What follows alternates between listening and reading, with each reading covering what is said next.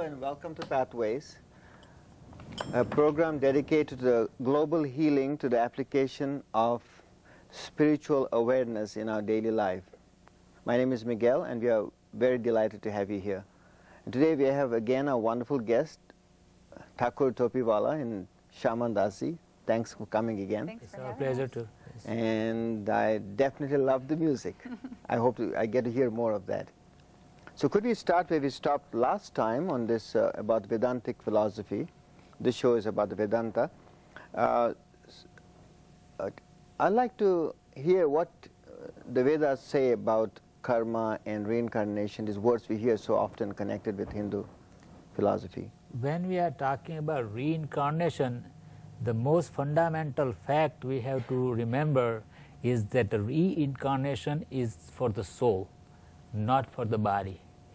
And it is very elaborately described, in the Bhagavad-gita. It says, Dehino yasmin yatha dehe tatha komaram yovanam jara tatha dehantaram prapti dhira sastra muhyati. Now we transmigrate according to our consciousness. And Krishna says how it reacts according to the karma, what we have done in this life, and also in a subtle reaction from the past lives also.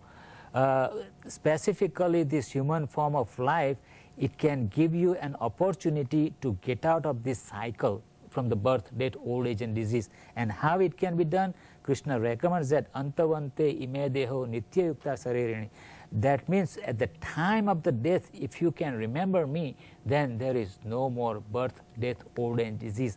But as we know, it is most difficult task because we are so much attached to the material, our family life, our all the gadgets and our possessions and everything. So at some point, we need to disconnect all this relationship and focus on the God, and then our reincarnation or recycle of a birth, death, or old age disease stops. So there is a way out of this by, Yes. by remembering God at the moment of death. That reminds me of that movie Gandhi. When he was shot, he says God's name. Right, he And said, says, Hey Ram, yes. Yeah, and so but we don't say it. You're saying if you are not used to Right, being it takes a devoted to practice. God's name, remembering God throughout the day, we will not remember. Is that Right, that's it what he's takes a saying? practice, yes. That's wonderful, good news. It That's- sounds very easy. Yeah. Just put that thought wherever you want to go in Yeah. your pocket and Yeah. at the time of death. But at the time of You death, forget. we understand, I mean, physiologically, there's Yeah. so many things going on in the body. Your body temperature shoots up to 107 and then it goes way back down, and the mucus is coming up, so many things. So we just imagine when you're sick with the flu, how hard it is to think of concentrate on God, yeah. anything, what So- to speak of. And that means we have to do bhakti and remember Devotional God throughout service. the day Right, as because often as possible. that thought at the So time we'll of be in the death habit of it. is the thought which is the strongest implanted in our mind, and that thing which we have done the most. See, Krishna says in life. Bhagavad-gita, satatam kirtayanto mam yatantascha dradavrata namasyantascha mam bhakta nitya yukta upasade. By constantly chanting my glories, somehow or other we have to mold our life in such a way so we can remember God or Krishna. That is the technique. Somehow or other we have to implement in our day-to-day life by reading the scriptures, by chanting, discussing with the devotees, and there are so many activities we can perform. By the process, we automatically can remember the God. Even the food we partake, we offer it to the God, and then we take for our spiritual advance, which is called a prasadam.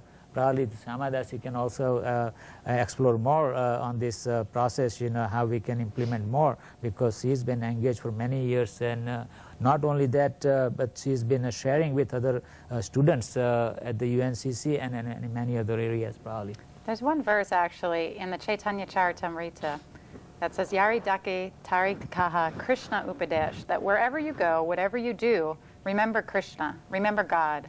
So in whatever your activities, I go to the university, I'm going to become a professional psychologist, whether you're a doctor, a lawyer, you don't have to change your activities, you just change your consciousness, and you do all your activities for the purpose of God, Glorifying for God God. consciousness, right. Thanking right. God, praising God. Right, because Amen. materially, if you don't finish something, or you don't bring a project or your work or an endeavor to fruition or to completion, it's a failure. But whatever you do, if you do that for spiritual purposes, you gain spiritual benefit.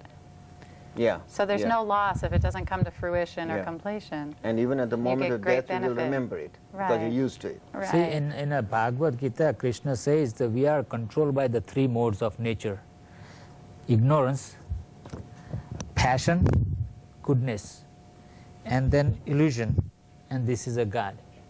Right? See, what is happening? You have heard of the word Om, right? You know, Om is a symbol yes. for. What does that right. mean, So Om means, you know, uttering the God's name. You know, see, when you utter the Om, Oh, that is it's the a sign, okay. right. See, that's a sign. So what is reflects is that we are all living entities, and we are controlled by the three modes of nature. So, you know, ignorance, noticed passion, that. goodness, illusion, and God.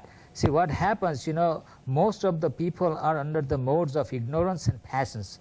You know, and sometimes what happens? Sometimes something happen good, you know, we think, oh, there is a God. And when something happen bad, oh, there is no God. So we transmigrate from one thing to another, you know, we get the feelings. And then what happens? Sometimes we believe in God, sometimes we don't believe it. So Krishna recommends we also have to get out of these three modes, ignorance and passion. And how you can get out? The fundamental fact you all have to remember is that we are not the body. We are a spirit soul. And then when you come to this goodness, and actually the saints and sages recommend that even you have to get out of this goodness also, because this is an illusory energy of the God.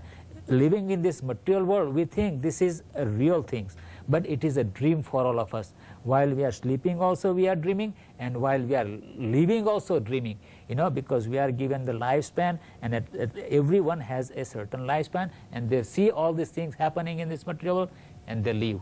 So we even have to get out of these things, then only we can perceive the presence of the God. And that should be the ultimate goal of our life.